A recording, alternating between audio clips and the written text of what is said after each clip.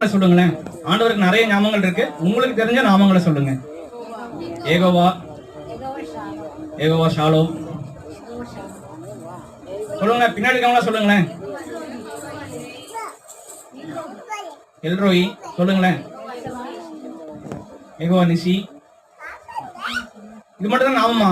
சொல்லுங்களேன். உங்க வாழ்க்கையில ஆண்டவர் எந்த சூழ்நிலை உங்களுக்கு உதவி செய்யறாங்களோ அந்த உதவி வச்சு நீங்க என்ன பண்ணலாம்? ஒரு நாமங்கள்லாம் அப்படியே உருவாக்கப்பட்டுச்சு. அதுக்கு என்ன அர்த்தம் நினைக்கிறீங்க? நம்ம கஷ்டத்துல தான் வச்சுக்கோங்களேன். கஷ்டத்தை தான் காப்பாத்தினாரு. என்ன கஷ்டத்துல இருந்து காப்பாத்தின தேவனுக்கு நன்றின்னு சொல்லுவோம் இல்லையா? அப்போ எனக்கு பண தேவை சந்திச்ச தேவனுக்கு நன்றின்னு சொல்லுவோம். எனக்கு சுகம் கொடுத்த தேவனுக்கு நன்றின்னு சொல்லுவோம் இல்லையா? சமானத்தை கொடுத்த தேவனுக்கு நன்றின்னு சொல்லுவோம் இல்லையா? அப்போ எதை நீங்க பெற்றுக்கொள்ள போறீங்களோ அதை வச்சு நீங்க என்ன பண்ணலாம்? தேவனுக்கு நன்றி சொல்லலாம் இல்லையா? அப்போ தேவனுக்கு நிறைய என்ன இருக்கு? நாமங்கள் இருக்கு இல்லையா? அப்போ என்ன பண்ண என்ன சொல்லப்பட்டிருக்கு? கர்த்தருடைய நாமத்திற்குரிய மகிமை அவருக்கு செலுத்துங்கன்னு சொல்லப்பட்டிருக்கு இல்லையா? அப்போ நாமத்தை குறிச்சு நம்ம பார்க்க போறோம் இல்லையா? அப்போ உலகத்துல எத்தனை நாமங்கள்